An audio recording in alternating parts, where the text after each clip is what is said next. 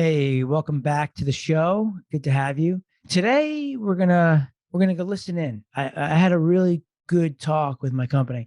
We did this really cool thing because I'm in the mastermind of the Inner Circle Category Kings. One of the things that we get a great benefit is a mindset coach, and we have Mandy Keene, who is just amazing. I got to get her on the show. She's just so amazing, and she does this thing where she evaluates the disc. If anybody doesn't know what that is, it's like one of those personality tests. You can go take it at Tony Robbins, and you could pay for the $25 one, I think, and get some good results. But we did that, and the reason why is because I wanted everybody in the company to take this test, including myself, so that we can learn things about ourselves. Plus, I kind of think there's something to that with when I'm out there hiring people. If I can understand their disc assessment and get some insight on who they are as a person, then I can immediately determine if they may be a good fit for the role I'm trying to fill. So like that's how it kind of all got started. And I was like thinking best case scenario, I can like create like a cool org chart and then plant different like sample discs on each of these branches, and then go out and look for those people, which would be really awesome. But it's not a perfect science, but it really is awesome. Like I'll send something to Mandy, and then she'll shoot me over a box, and she'll read the disc, and she'll never have met the person in her life. And she'll kind of read off of the disc what the person's like, what they're about. And she's usually like 95% spot on. It's really just phenomenal. I mean, I love it. It's almost like a little trick that you could do to entertain people, which is fun. So in any event, what we did was we took the disc, and then we set up a training with Mandy where she did like an hour of like kind of explaining all of the what the disc is about, the meaning of DISC, and then how you interact with one another. And then we went over each of our discs, the reports that we got for our own personalities, and everybody was listening, and it was really cool. And after that, we had a little call with my team, and we kind of like, we're just talking about it and brainstorming and I just thought it was really cool and something that I think I want to share with you guys, just so you see how like we operate on a day to day and what we do. But everything that we do is what I talk about on the show, right? So I just wanted to give you guys like a little look under the hood of what we do and how we operate and how we kind of collaborate with each other. So with that said, listen in. I hope you guys like this. If I can get Mandy on later on the show, it would be a treat for everybody just to kind of like see what it's all about. Planning on doing that in about a month. So stand by for that. So with that said, go. Listen in.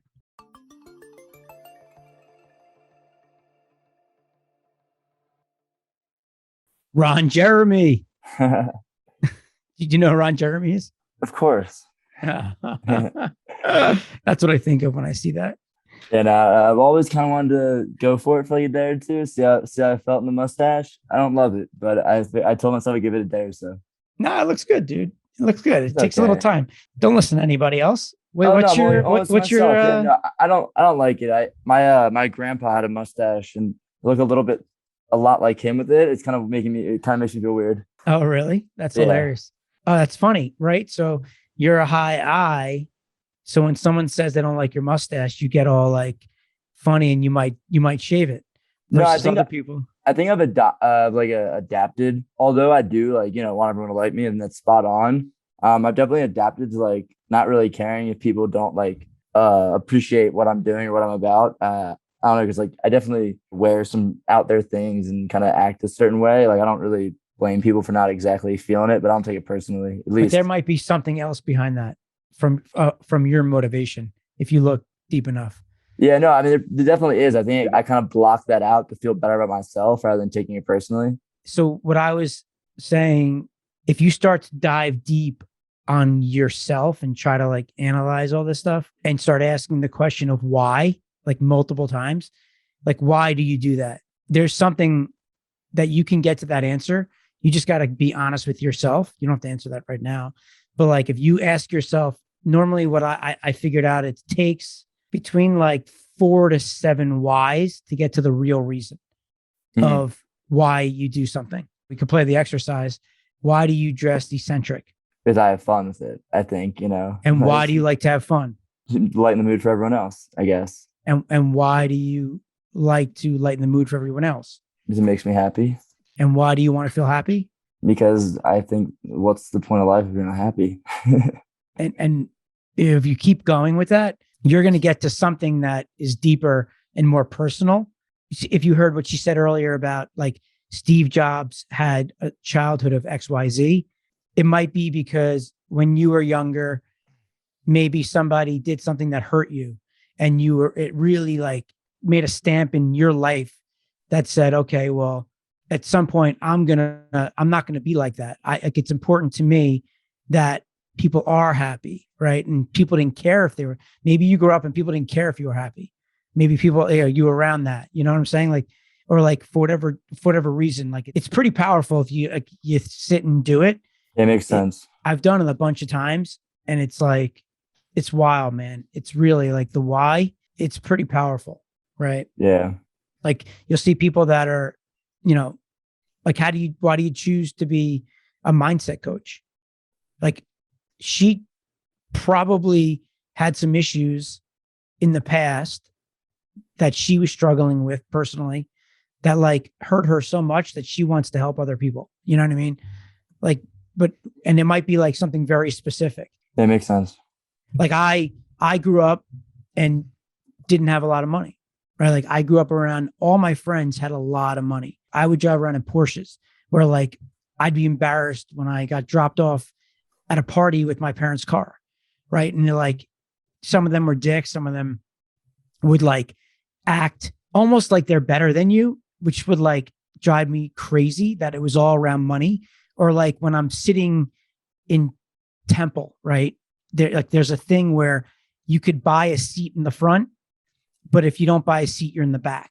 It like bothers me so much. And they bought it like years ago. And now they don't renew it. It's just there. Right. And like, I remember just recently, it's like, could I afford to be sitting in the front? 100%. But like, I can't. And then like these people walking in the front when there's 1,000 people are acting like they're better, or at least in my mind, I'm thinking that maybe they don't think that, but Chris, you definitely know. You know what I mean? Is that a real thing? Actually, you can buy a seat in a temple. So what happened at my temple is years ago, they needed money. So they sold the seat that they can sit in, a reserved seat. And there's like so many people in the synagogue that went on the high holy days. It's so packed that they have to open up the extra room. And like, there's just folding chairs that go all the way back and there's TVs for you to like watch it. Right. So it's like when you get there, like there are the people that have their reserved seat that they paid one time for years ago. Like if it was every year they're having to pay, he wouldn't keep paying it. Right. And it's like, it's just that kind of thing. But the point is like, that's a big reason why I'm driven, like economically, right? Like, and it's not about like having the money, but it's more about like just having it to be like, F you're not better than me. Maybe they had that. And then I'm driven to make more money than them because of my childhood, right? And that feeling of not having money, that feeling of being stressed about not having money, right? Like I know that feeling. I know that feeling of getting $10 out of a wallet from your mom because that's all she has, but she's giving it to you, right? Like, and those kind of things drive you. And then it's ultimately like carves you into the person that you become. Right. And if we sat here and really told all our personal stories, I think you'd start to recognize like why you are who you are, or why things have stopped you from being who you want to be. Right. And, or like these misconceptions, as crazy as this sounds, right? It's all in your own mind on how you perceive things. And it's like nothing changes, but it's just how you think. And you're like, oh my God, it's all different, right? Like you may think you can't do something, and then all of a sudden we teach you that you can do it. And you think something changed when nothing changed. You just realize you can do it. Like you have a superpower that you don't even recognize or embrace. Right. And it's like those types of things, and why like I wanted you guys to go through this exercise to really try to understand what motivates you. Like, what do you really want? who do you really want to be? Those types of things, because life gets in the way. The older you get, the more complicated it gets with kids and wife and financial responsibilities versus what. That's why I say when you're younger, do what you want. From my perspective, if someone comes to me with a problem or there is a problem, I always believe there's a way out. I always believe there's a solution, right? I go right to how do we fix this, right? Versus like there are people that when there's problems or something goes bad, oh man, they start to be depressed and we're screwed and what are we going to do? It just gets me jumped up to like, all right, motivates me to like, all right, how do we fix this? Let's dive in and figure that out. Right. And that's like a big part of like our business and how we have to adapt to change when things change and we get screwed by Google and they don't pay us $1 million and all we're screwed. Right. It's like, how do we fix it? We don't fold up shop. Like that's not even a thought in my mind. Right. It's what are we doing next? You know, where other people will be like, we're screwed. All right. Business closed. See you later. Bye-bye. Kind of thing. Right. Like it's just knowing thyself. It's like those types of things that you guys just went through. It's something that I want you guys to look at and think about. Right. And asking yourself why you do things is so powerful, more powerful than you realize. If you kept going, Noah, we would nail down to something happened to you in your life that was meaningful of why you are doing that. There's something there. I don't know what it is. And I'm not asking you to be personal in front of everybody. Right. But if you start to dive in and understand that part of you in a deeper sense, you'll be surprised in like what it does. It like opens up doors. Doesn't that kind of go to like nature versus nurture? Like, do you think there's always a attributing event or set of circumstances, or do you think some people are just born this way? You know, I don't know. That's a really good question. I don't know. What do you believe?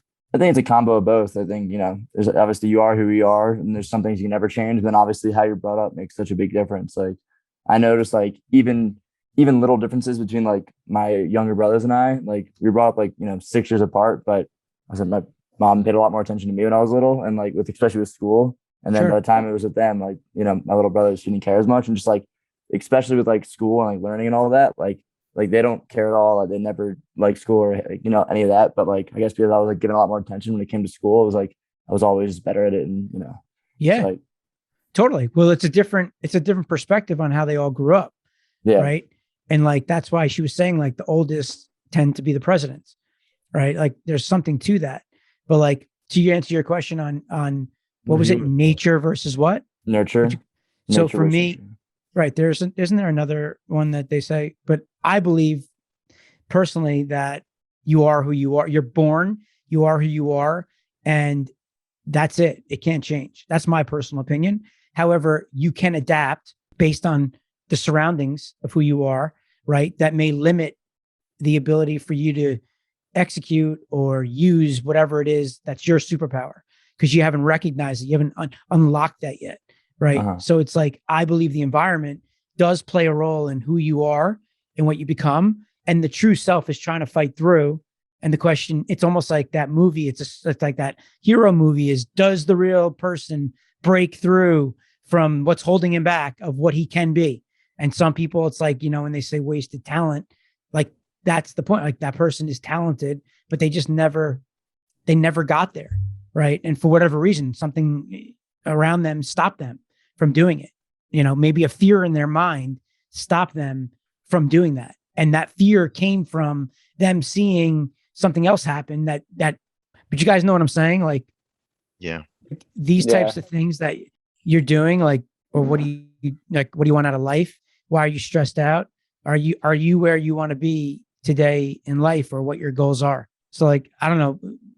What was your guys' opinion on that, on this overall? Did you like it? I liked it. Yeah, I really enjoyed it. Pretty cool. That was good. It gives it gives you a different way to think on how people think or act the way they do, you know? Well, it's really vulnerable, right? I don't know about you guys, but when she pulled mine up, I got this feeling of like, oh my God. Like, yeah. Did you guys all feel like a little bit insecure when she brought it up? Did you all feel the same way or no? I kind of right. But like, if you look, I'm a very high I. Like, if you remember that, like my highest thing was an I. And like, I felt vulnerable when she brought that up, right? Think about that for a second, right? Like the I is, I care what people think. Like I care about what you guys think. And I'm trying not to, because I really don't want to. I really don't want to give a shit about what any of you guys think. So I'm trying to adapt to not be like that, right? But like, and I battle that a lot. It's just interesting when you start to think about it. And like, if you're doing things in your life and then you kind of like tie it back, yeah, man, it's pretty powerful. It is. Yeah. But I would encourage you guys to kind of like take this look at it and kind of be like, well, are you doing what you like here? Right? Is there something else that you think that would be exciting? Or from a communication perspective, are we all communicating the right way? When we all get pissed at each other, right? Or you're afraid to tell me something, looking at what mine was should be helpful for you. Where for me, I know I'm going to look at it and try to figure out like what will best drive each of you so that I can get the most out of you. How can I communicate with you? You know, because you coach people different ways. Like for me, like if you rip into me and challenge me and like piss me off, like to the point of when she said anger, because anger comes out as like a bad thing because I'm a high D. When someone like used to make me angry, I would just want to like just prove them wrong. I get so pissed and like that would like piss me off, but like you get more productivity out of me because of that. Versus like you yell at some other people and like instead of it being a positive, they crawl into a hole. I would imagine if you're a low D and I don't know what it would be. I don't know. Anybody understands that better than I do. It's just interesting. Like you can use it to your advantage because the way that I think about it is, well, how do we market to people? If we can understand the personality traits and understand why people make decisions, and I tie it back to buying behaviors, right? And then if we can reverse engineer it there, like we could take survey questions and look at the answers and then ask people questions and score them. And then if we can figure out what those things are they a DISC, how would we respond to those DISCs ahead of time? Guys, that's called segmentation, by the way, right? We would segment them by DISC, and then we would figure out what is it that works for them. And then we would then create, right? You guys know my AISTP? You guys all know that or no? That is my framework for if I go to teach people in the survey world. It's the AISTP is attract, identify, segment, target, and position, right? So once I segment them, I identify who they are, I segment them, I then figured out who my target market is. And now I'm going to position each marketing message differently based on who they are. Does that make sense? Yeah. Like that's the whole concept around it. So then at the end of the day, though, I'm creating perception that it's different, but then I'm selling the exact same thing to all four of them. They're all buying the same thing. It's just I'm selling them differently because they're different people, right? Isn't that cool? Yeah. Yeah. Right. If you think about it. And now it's like where it gets really freaky is you already know the answer. We already know how we're going to market to them. All we really need is information. We just need you to fill out this survey and figure out, all right, I just need to know where do you go? Which bucket do you belong in? And I already know how I'm selling you. And once you do that, that's where it becomes evergreen. That's where it becomes really sexy. And then you're ultimately fitting the sales pitch where you're creating that perception for that person who you know is going to work with that person. You're going to relate to them, right? You become relatable, and then they trust you, and then they're like, well, what do we do next? Right? You already know their problem. You just need to figure out which one is it. I love it. When I dive into this stuff and go deep, it's so sexy. It's so sexy. It's creepy, but it's sexy because once they like the way she reads it, like she knows things about you just from looking at that. Isn't that weird? Like when it's just creepy. And the whole point, Chris, when she said to you, I forget what it was, something about like maybe you were a dean. You're like, I don't even know what you're talking about. That's not me. What did she say that wasn't something about anger? Was it you are a high D? And it was a high D. Basically, it was a big adjustment of stress. I think is that what you're referring to?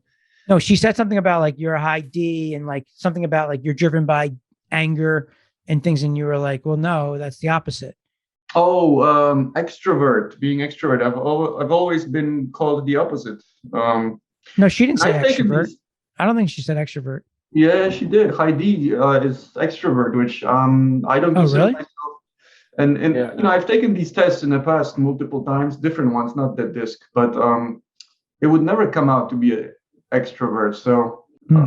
which might be a Well, problem with some of these tests. Each time you take something different, it might it might be a little skewed. But yeah, well, I think I Well, wouldn't. I I don't think think I'd characterize you as an extrovert. Sorry, Keith. What were we saying? you no, would, right? I was just saying, like, if you, the best way to take these tests is if you take them once. If you retake it, then you know what you're expecting. But I think that's I don't even know. better. I think it's better when you keep taking it because then it gets. I'm telling you guys, like, I don't know about you, because earlier when she said, because I know I'm a high D, and she then mentioned anger. To me, that went to like a negative place for me. Like that's weird. Like I don't get. I'm not angry. Like I'm not an angry person.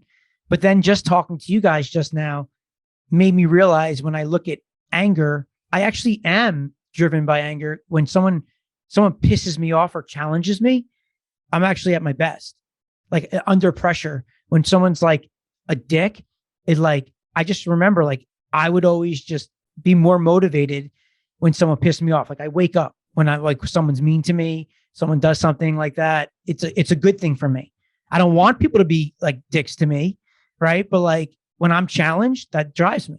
And that to me is a positive versus thinking about like being angry. Like the way I perceived it was like that's like a that's I don't like angry people. No way. But then on the flip side, I love when people are challenged and they step up to the plate. Bottom of the ninth, 2 outs, man on second, you're down one and you need to get a base hit, right? I used to dream about that, like playing as a kid. Like I don't know if you guys like that. Would you want to be the guy, or you're like, oh shit, if this guy gets walked, it's gonna be first and second, and now I got to get up. Like like the guy on deck, what's his mindset? If you guys had to say quickly, bottom of the ninth, there's 2 outs, man on second base. You're down one for the championship. There's 100,000 people in the stadium, and you're on deck. Are you hoping the guy gets walked so you can come to the plate and be the hero, or are you hoping that guy gets a base hit so you don't have to get up and be the one? I want to do it. You'd want to be the guy at the plate. Yeah. What about you guys? Everybody? And it's not a bad thing either way. So, I'd rather get a base hit because then someone else can. I think Have the light. No, I'm saying you're the person on deck. Oh, You're the person that's waiting to go to the plate. So there's the obvious outcomes is the guy can strike out and the game's over. So then you Yeah. wouldn't go up to the plate. No pressure would be on you. The guy could get a base hit and now there's no pressure on you. Or the guy can get walked. So he's on first base. So now it's first and second. And now all the pressure's on you. I know like my wife, Allie, we'd sit in the stand. She'd be like, no, no, no. Don't let Ashley get up. Don't let Zach. No, like, no, I don't want Eric to get up. Because she's like, doesn't want me to fail. Like, because she knows that if I fail, that I would feel bad. And then she would be empathetic towards that. That's her personality. So she goes in the mindset of like, oh, if he fails, he's going to be so sad and upset. And then she's going to be so upset. So she doesn't want that. So she wouldn't want me there. Where my mindset goes like, dude, get me in. I want to be that guy. Like I'm paying to be that guy. I dream to be that person. You know what I'm saying? If you think about it, like, where are you in that mindset? Like, what are you really thinking? And there's no right or wrong. It's just who you are. You could say whatever you want. That's you adapting. But there's a true, like, you would be scared shit to go up there because you're afraid to be the guy that's going to strike out and who's going to hate you.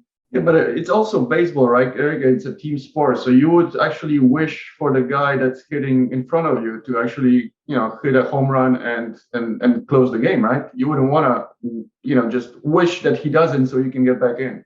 The point of the question, the exercise, is really more around, all right, if you're at the plate, forget that you're on deck.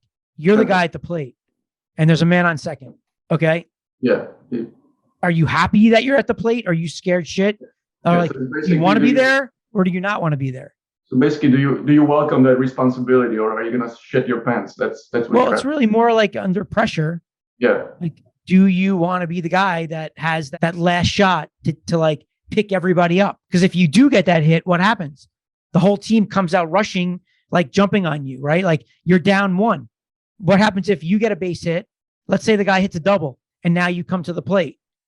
So now the game's tied. My mindset goes to, I got nothing to lose at this point now. Oh, get me to the plate. I got no pressure on me. All the pressure's on this guy. Like I have zero pressure on me. The pressure just is gone because the game's tied. And I know if I strike out, we're going to extra innings, right? That's how I'm thinking. Does that make sense? You know what I mean? Yeah. It's like just the way that that's just how I'm wired. Like, I don't know how you guys would think. And yeah, it's a baseball analogy, but you could do that for anything.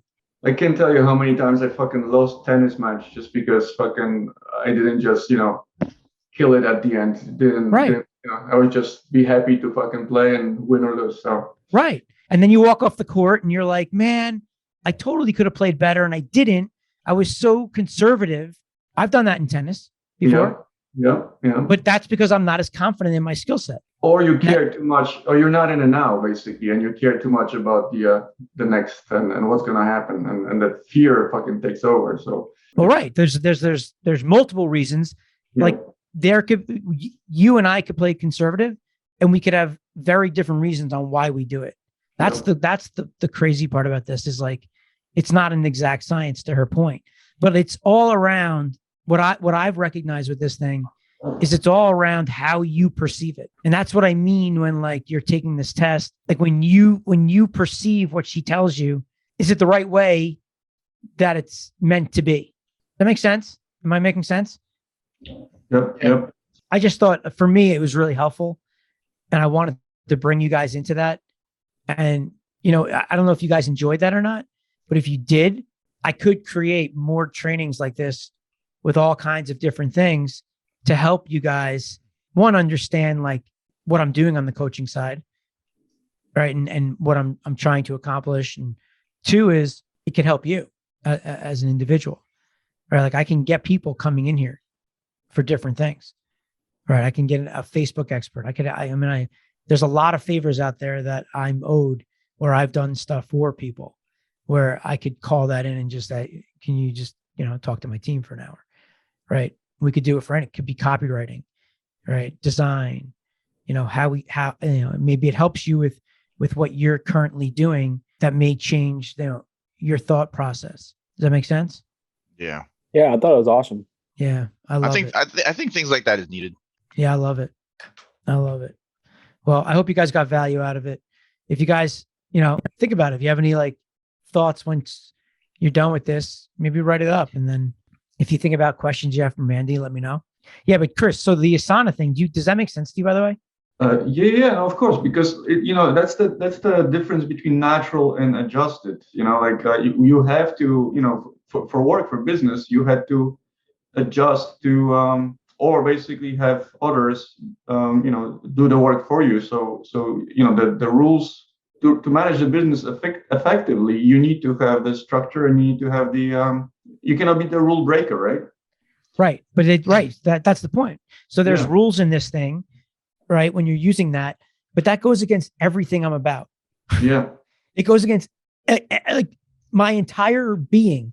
Like the Asana thing goes against what I am, but I know that it's needed in a business and especially for you guys. And it actually tells me that it is based on what that said. It was like, you guys like things written out. You guys like to have time to do things. You like things to be explained to you, right? Yeah. Where like, I was just laughing when I was like looking at some of this thinking like, I definitely do that. Like I definitely. That's why I was laughing. Because it's pretty accurate. I was like, oh. Totally. But it is, and it's true. But by the way, Eric, that high I is actually not a negative thing. Like when you were saying basically it's a very positive thing. It's basically what salespeople have. So if you're a good D and high I, basically that's like sales background CEO. That's very right. Very so good. let me explain one quick thing to you though, that this is really important. Each one of those has a positive and a negative to it. And the reason is it all depends on what we're talking about. Right. If you told me to go and design something or program something or, do something that is there, that would be bad that I'm a high I. Versus if you told me to go sell something. Yeah. Right. Like you want me on that front line. You don't want me on the back. You don't want me on like the Asana board. I'd be a disaster. I would be bottlenecking things. Right. Like I would go and talk to you guys. I'm not steady. Right. Like the steadiness, But it's like, to your point of like how you're perceiving it. Like, I didn't mean it was a negative. I just think it's a negative to certain things that I do that are for the business. There are times where I need to fire people, and I let my high eye get in the way of like somebody who's a stern businessman who, like, you don't belong here. They fire you. My mind goes to, oh, the guy's got a wife and 2 kids and a mortgage.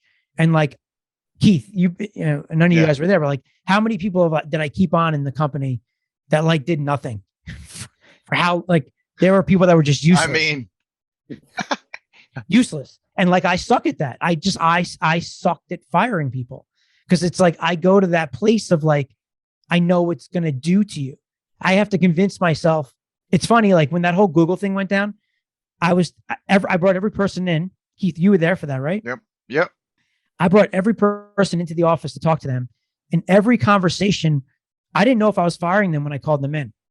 And the conversation was all around, hey, this is what's going on. You know, we really need to like pick it up, and like trying to motivate them, and just trying to like give a lay of the land of what's going on, and then what we're going to need to do to survive this.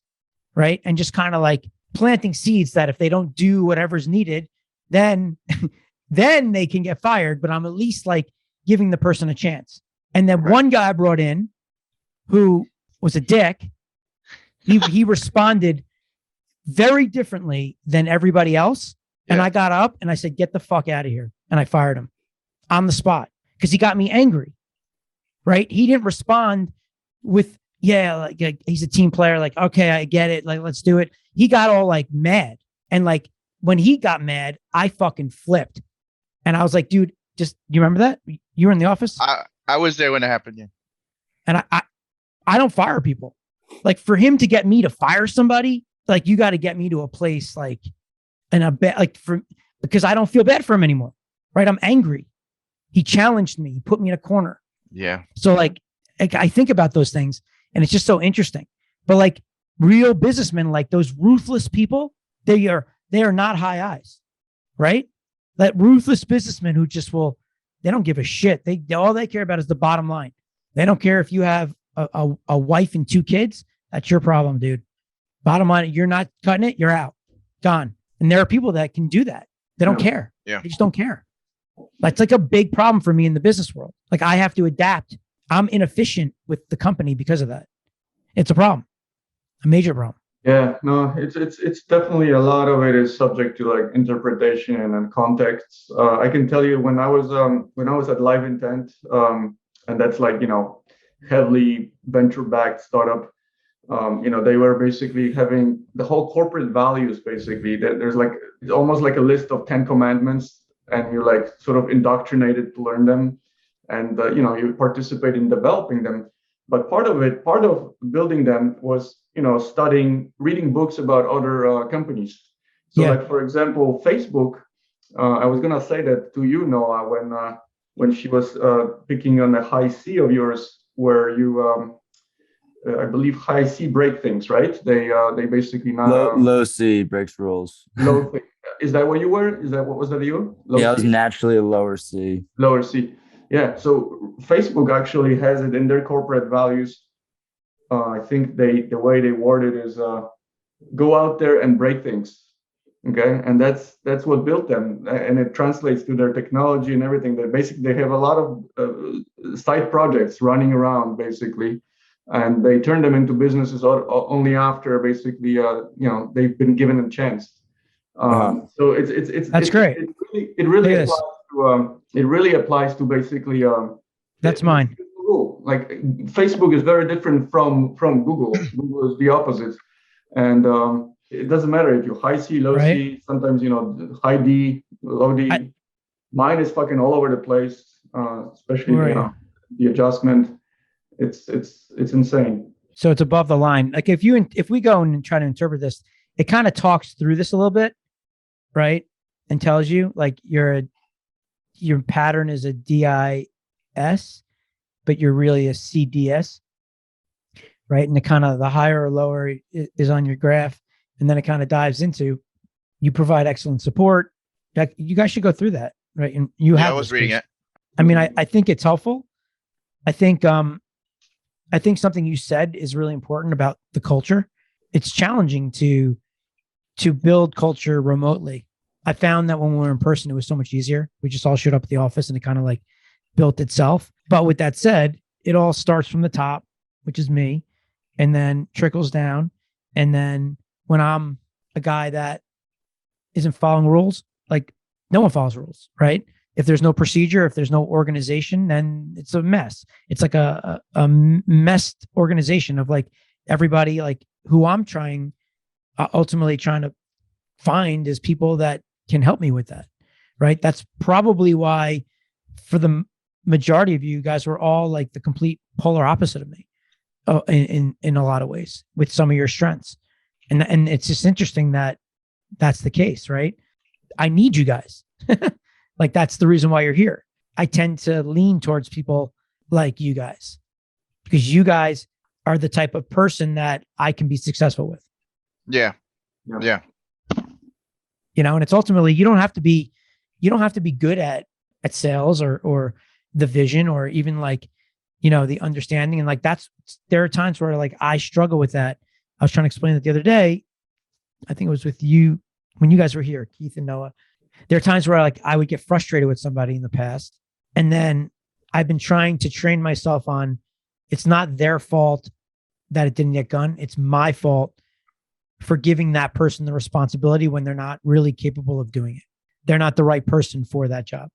And it's my fault. I can't be mad at the person because I'm expecting them to do it. I have expectations, but yet they would need to adapt to that. And that's one of the things that I was saying when I was like, oh, you know, we've hired people and then we just try to figure out where they go. Where what I'm trying to do is just hire people based on needs so that the person doesn't have to adapt. So that's why I'm trying to use these discs for that.